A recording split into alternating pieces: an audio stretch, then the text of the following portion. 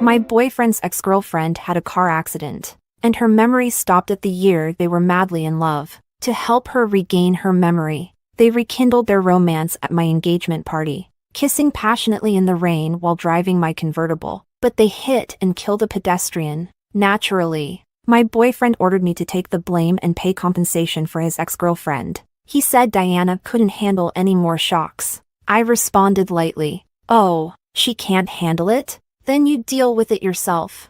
After all, the one they killed was his own mother. Chapter 1. You shameless homewrecker. Give me back my Leo.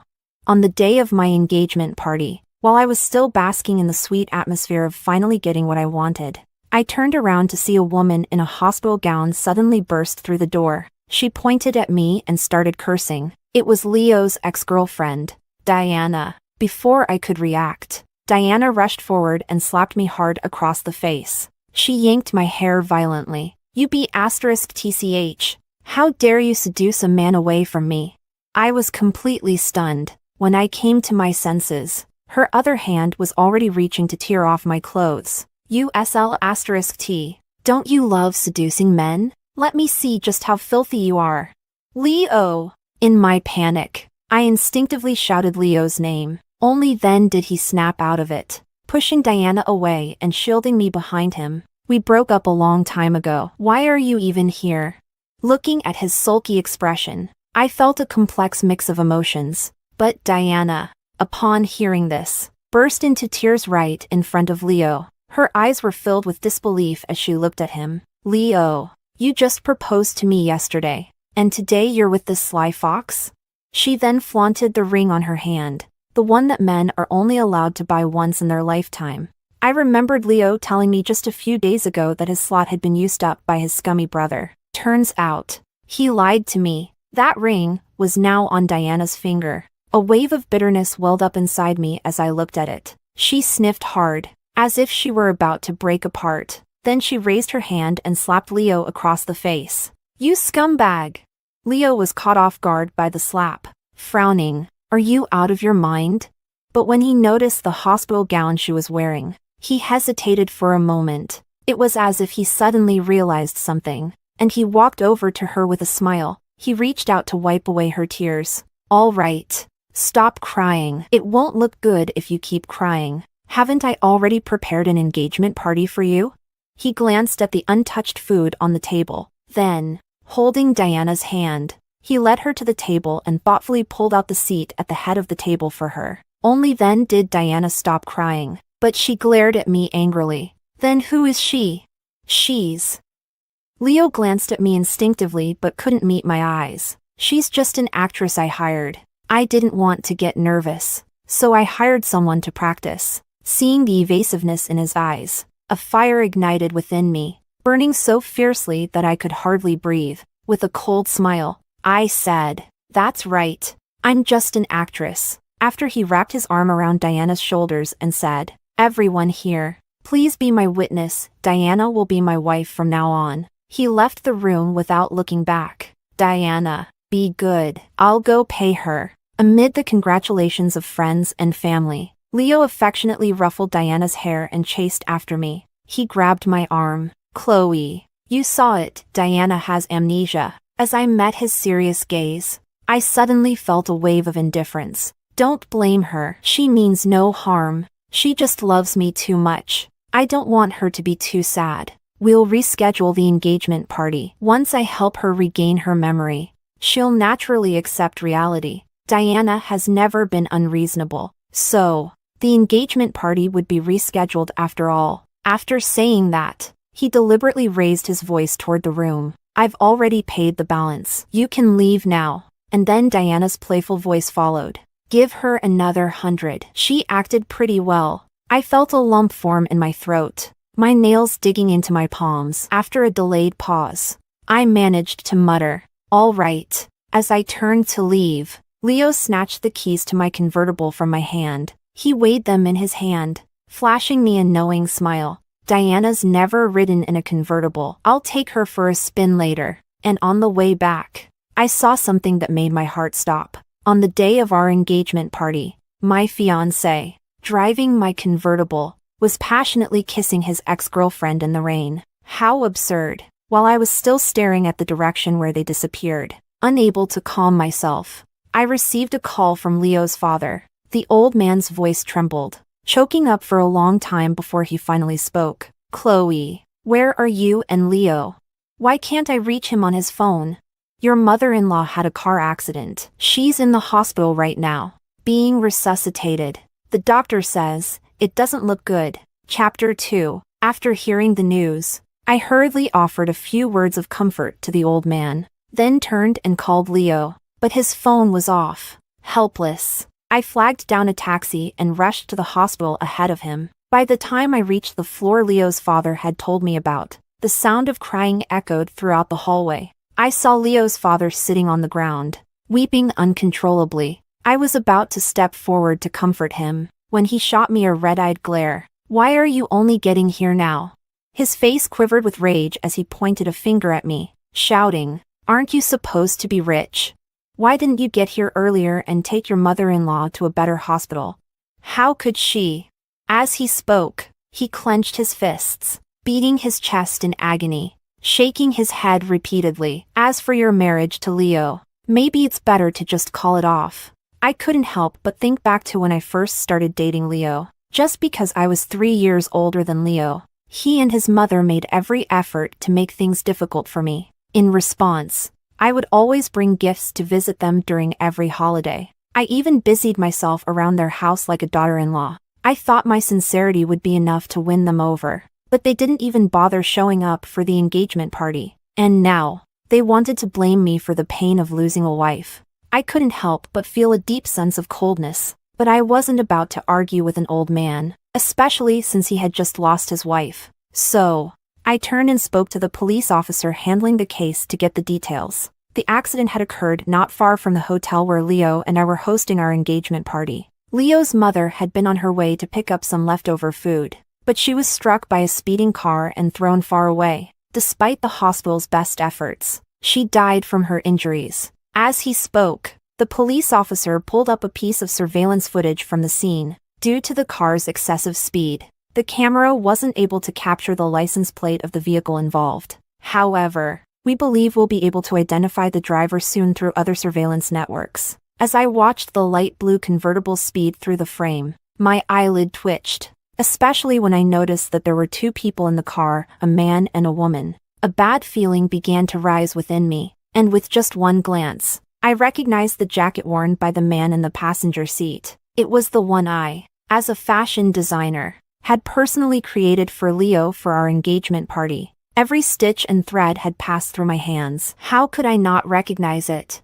Even so, I convinced myself that I must have been seeing things. After all, to my knowledge, Diana had never managed to get her driver's license. She's a fool. She's failed the test at least 10 times. When Leo said this, he probably didn't even realize that a flicker of nostalgia had flashed in his eyes. It upset me so much that I sulked for an entire day. It wasn't until he snuck off to buy me a huge bouquet of Ecuadorian roses that I finally forgave him and let him back into the room. Collecting my thoughts, just as I was thinking that even Leo wouldn't be foolish enough to let Diana drive now, I got a call from Leo. His voice was more panicked than I'd ever heard. "Chloe, something happened with me and Diana. It seems like we hit someone and died." Chapter 3. Just as Leo finished speaking, I heard Diana's sobs coming through the phone. "Dear, I think I really killed someone. What should we do? Should we go back and check? Am I going to jail?" Then I heard Leo's hoarse voice, full of affection, comforting her. "It's okay. I'm here for you." The sound made me feel sick to my stomach. I spoke coldly. "So, what now?" Leo choked up for a while before ordering me in a self-righteous tone. "Take a cab here right now and take the blame for Diana. With your status, this small matter shouldn't be a problem for you. But Diana is different. She can't handle any more stress." I was stunned for a moment. I never imagined such nonsense could come out of Leo's mouth. In his eyes, killing someone is a small matter? It's true, when it comes to the person you love, people can regress to having zero intelligence. Like a monkey, he kept repeating that he was there for her. But the best plan he could come up with was for me to take the fall? What a perfect little scheme he'd cooked up. I replied with a flat "oh." Perhaps I was too dismissive, because Leo suddenly got angry. He started yelling at me over the phone. "Chloe, what's with your attitude? It's just asking you to take the blame. Do you have to be so sarcastic about it?" I couldn't help but laugh in disbelief. With a smirk, I asked him mockingly, "Why don't you take the blame then? You were sitting in the passenger seat. Wouldn't it be more convenient for you to take the fall?" Leo was stunned by my response and replied incredulously, "Is this how much you love me? Making your fiancé take the blame for you? Take the blame for me? So now it's my fault that Diana killed someone?"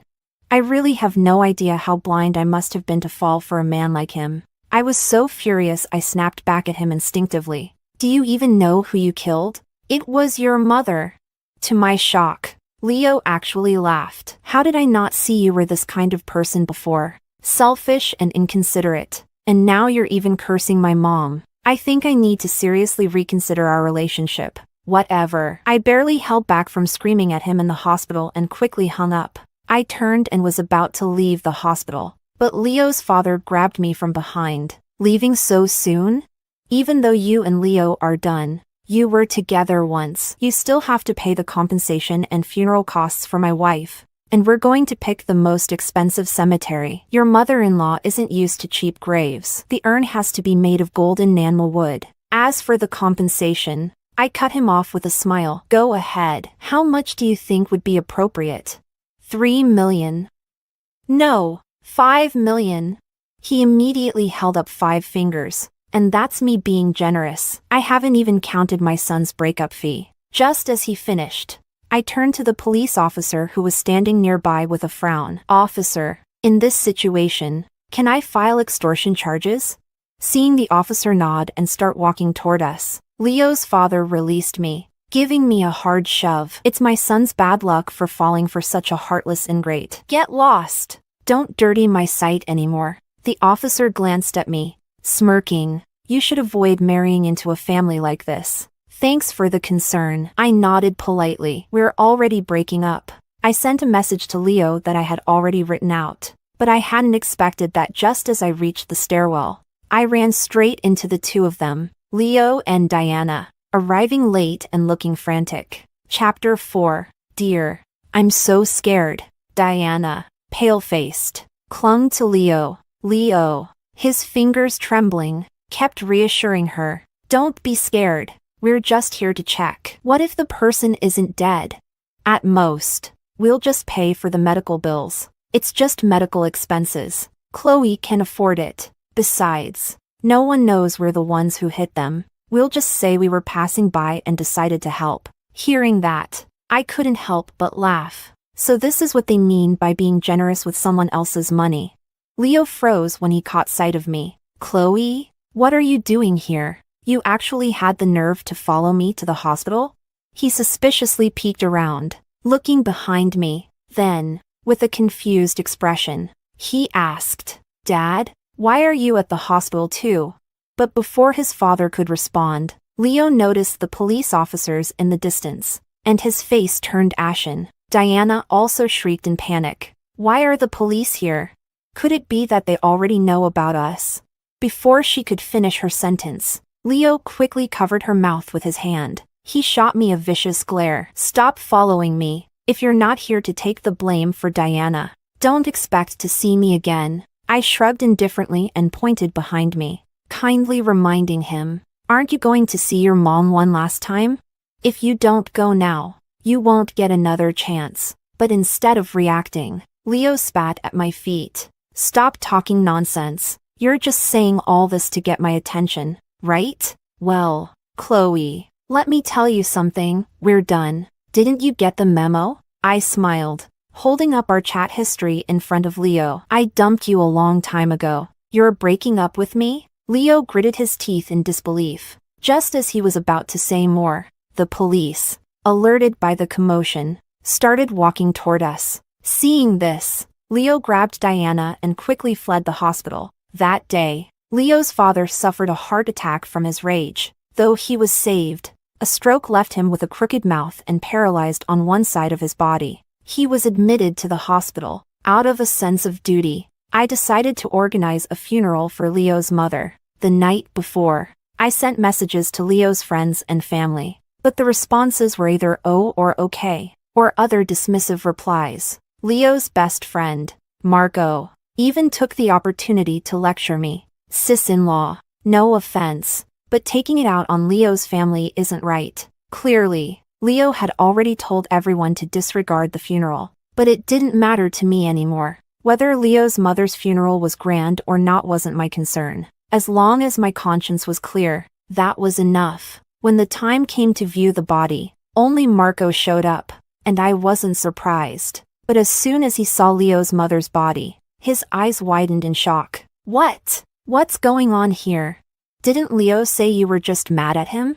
Immediately, he began contacting friends. Soon, the funeral hall was packed with people, but Leo was still nowhere to be found. After calling Leo 14 times, he finally answered with an irritated tone. Hello, Marco. Why are you calling so much? What's going on? Through the phone, I could hear Diana's heavy breathing. I couldn't help but think that these two were still like fire and gasoline, even at a time like this. With a sneer, I said, Leo, just a kind reminder, your mom is being cremated today. If you don't show up soon, you'll miss it. To my surprise, Leo immediately flew into a rage when he heard my voice. Great. Marco, I thought you were my brother, but you went to help her? Keep it up, and don't expect me to call you a brother anymore. It's not sis-in-law, it's ex-girlfriend. I corrected him. Chloe, I'm warning you one last time. If you keep spouting nonsense, I'll make sure you regret it. And if you're not coming to take the fall for Diana, don't bother me again. With that, he made a point to push Diana, making sure I could hear her giggling. Then he hung up. Once again, Leo had managed to lower my already low opinion of him. Chapter 5. That night, after organizing the funeral, I returned home completely exhausted. But when I opened the door to the villa, I saw Diana wearing my pajamas. Her eyes were full of mockery and pity. Oh, Chloe, you're back? I've heard all about your story with Leo. Thank you for taking care of him during this time. I ignored her and glared at the slippers on her feet. My favorite limited edition pair, now crooked and mistreated by her. Anger boiled up inside me. Just as I was about to say something, she caught sight of the urn I was holding and suddenly screamed. Chloe, what is that in your arms? You scared me.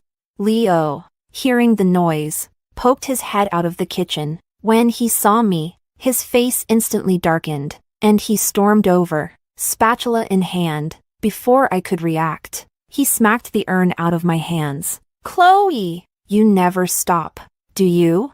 You know Diana can't handle any stress, and you pull something like this. Who said you could come back? Get out!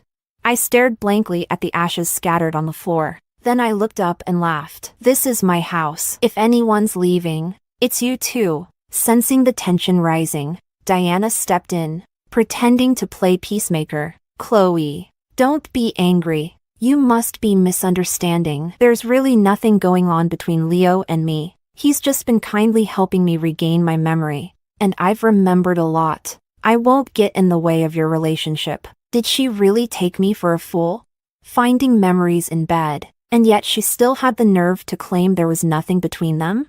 I couldn't take it anymore and slapped Diana across the face, but it didn't feel like enough. As I raised my hand to slap her again, Leo grabbed my wrist and shoved me aside. Chloe! Who gave you the right to hit Diana? Apologize to her right now. Apologize? I turned my gaze to Diana, who looked smug, and curled my lips into a smile. Sure, I'll apologize right now. With that, I pulled out my phone and dialed the police. Hello, police? I'd like to report a crime. Leo immediately snatched the phone from me and hung up. Chloe, don't think these tricks are going to work on me. He tossed the phone back to me and started to drag Diana upstairs to the guest room, but I called out to stop him. Where's my car? Leo froze mid-step. You're so annoying. Judging by how comfortably they had come back, they must have already taken care of my car in secret. Raising an eyebrow with interest, I asked, no car? Then pay me for it. Chloe! Don't push it. It's just a worthless car. Why should I pay you? Then get out of my house. And don't ever let me see you again, I said coldly, or I won't hesitate to call the police again. Leo was about to say something but swallowed his words at the mention of the police. Fine. We'll go. Who cares? Chloe, this time you're the one kicking me out. So don't come begging for me later. Diana, hearing this, stood up in a panic. I'll go change my clothes then. Don't bother. I sneered, giving her a disdainful glance. Keep the pajamas and the slippers. I don't want them anymore. They disgust me. Now take your things and get out. As they headed for the door, Leo couldn't resist throwing one last threat. Chloe, this time we're really done. I shrugged indifferently. Take care. Oh, by the way, the urn you knocked over? That was your mother's ashes. I stepped forward, shaking my head in mock pity and patted him on the shoulder. What a shame. You don't have a mother anymore. Chapter 6. Shut the hell up. Just as Leo stepped out of the villa, Marco walked into the yard. Sis-in-law, I'm here to pick up Auntie's ashes. I got in touch with the cemetery manager. After saying this, he noticed Leo holding Diana's hand. His expression soured, like he had just swallowed a fly. Ignoring the two of them, Marco walked straight up to me, smiling warmly. Sis-in-law, where are Auntie's ashes? Instinctively, I glanced at Leo. Leo frowned and grabbed Marco, pulling him aside. Marco? Didn't I tell you? If you keep siding with her and trying to fool me, we're not brothers anymore. Who the hell wants to be your brother? You didn't even attend your own mother's funeral. Being your brother has been the worst luck I've had in my lifetimes. If it weren't for how good Auntie was to me, I wouldn't bother with your family's mess. Leo's smile froze on his face. Did she pay you? You're putting on quite the performance. If something really happened to my mom, don't you think my dad would have told me? Do you want an Oscar for this? Screw your Oscar. Marco glared at him, furious. After a long pause, Marco let out a nonchalant Oh, you mean your dad? He had a stroke. He's been paralyzed for a while. No idea if he gets smacked around by the caretakers when he messes his pants. Then Marco glanced back at me. I stepped aside, revealing the scattered ashes on the floor. You can't take them anymore. Leo scattered them. At my words, Leo rushed over, terrified, shouting, Mom! He reached out to gather the ashes, but a gust of wind blew them all away. No! He tried to catch them, but his hands grasped only air. He collapsed to the ground, muttering, This can't be real. You're lying. This isn't happening. My mom couldn't have just died out of nowhere.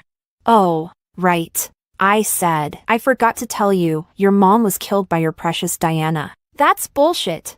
Just as I finished speaking, Diana screamed at me. How could I not recognize Auntie? The person I hit was some old, blind woman. She was ugly and wrinkled. It couldn't have been Auntie. Stop trying to stir up trouble.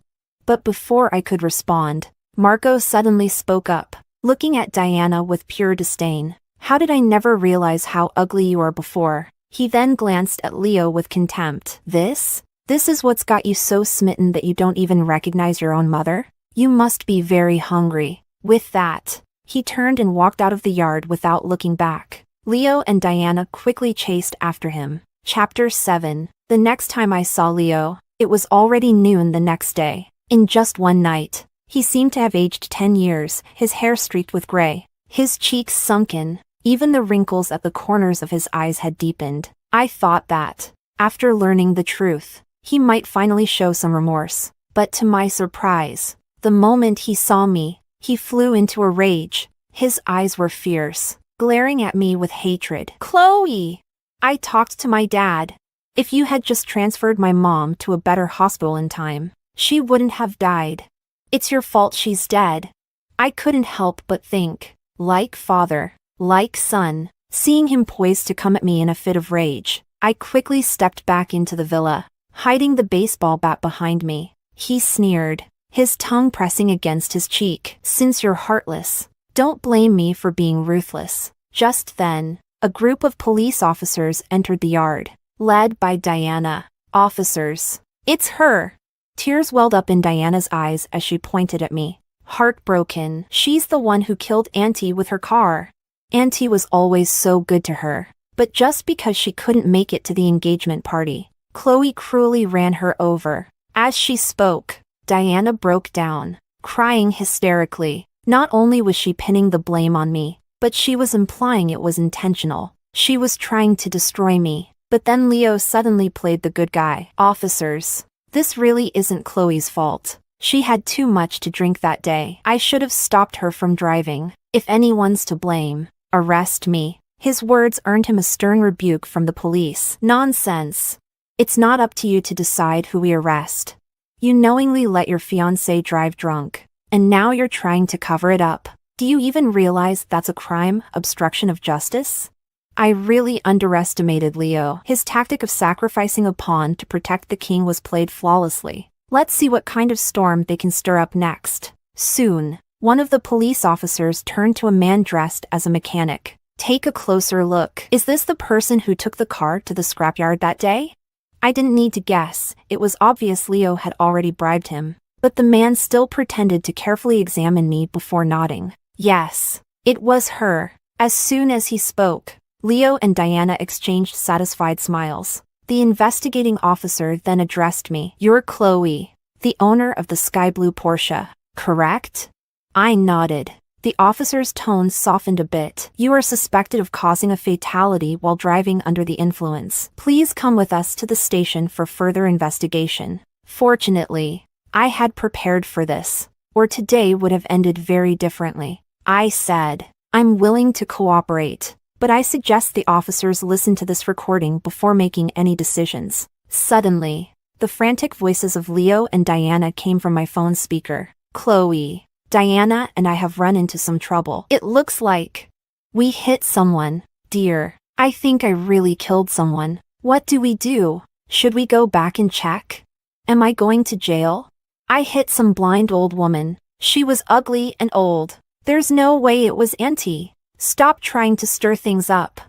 Because of my job, I've always recorded my calls to keep track of client requests. Turns out, it saved me today. After a moment of silence, the officers turned their attention to Leo and Diana. At first, Leo tried to hold his ground, pointing at me and shouting, "Officer, she's lying. The recording must have been faked using AI."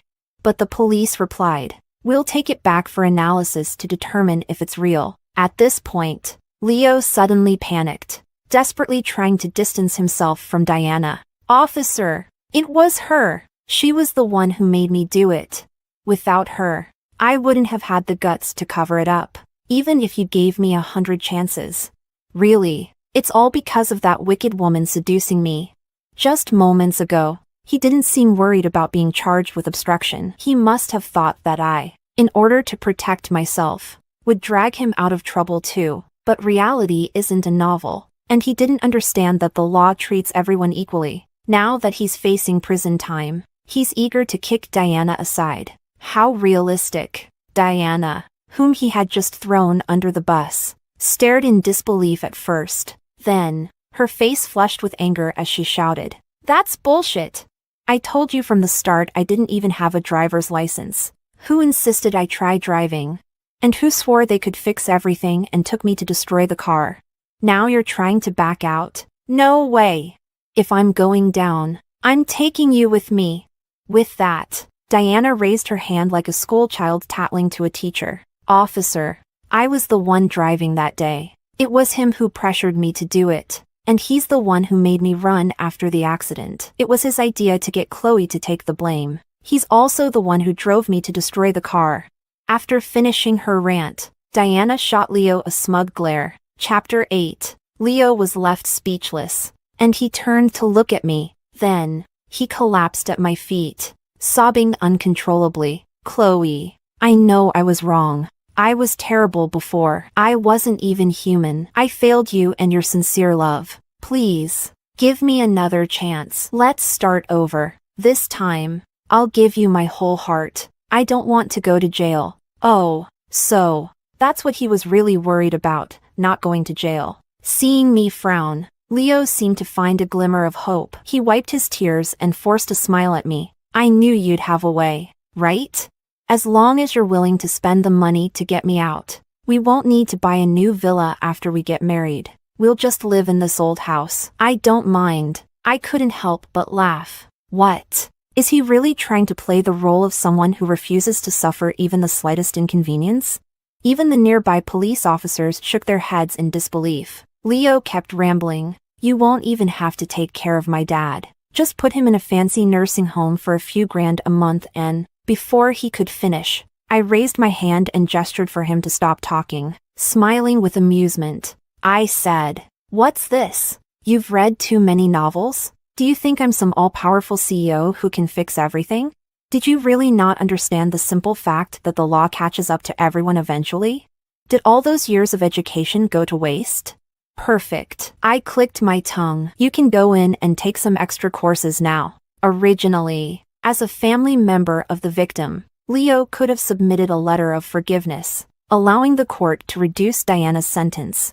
However, since he committed the crime of obstruction of justice, he lost that right. In the end, Diana was sentenced to 6 years in prison for manslaughter. Leo, due to the seriousness of his obstruction charge, was sentenced to 4 years in prison. In court, Diana laughed loudly, mockingly staring at Leo. Leo, enraged, ignored the bailiff's attempts to restrain him and got into a brawl with Diana. Leo deafened her in one ear. In turn, Diana blinded Leo in one eye. Both were given an additional 3 years for contempt of court and intentional harm. As for Leo's father, upon hearing the news, he suffered a cerebral hemorrhage and became a half-dead vegetable. Chapter 9. I walked out of the courthouse. The evening sun shone into my eyes. A gentle breeze brushed against my face. Suddenly, I remembered my parents, who died in a car accident when I was young. Before they passed, they told me one last thing: life must go on,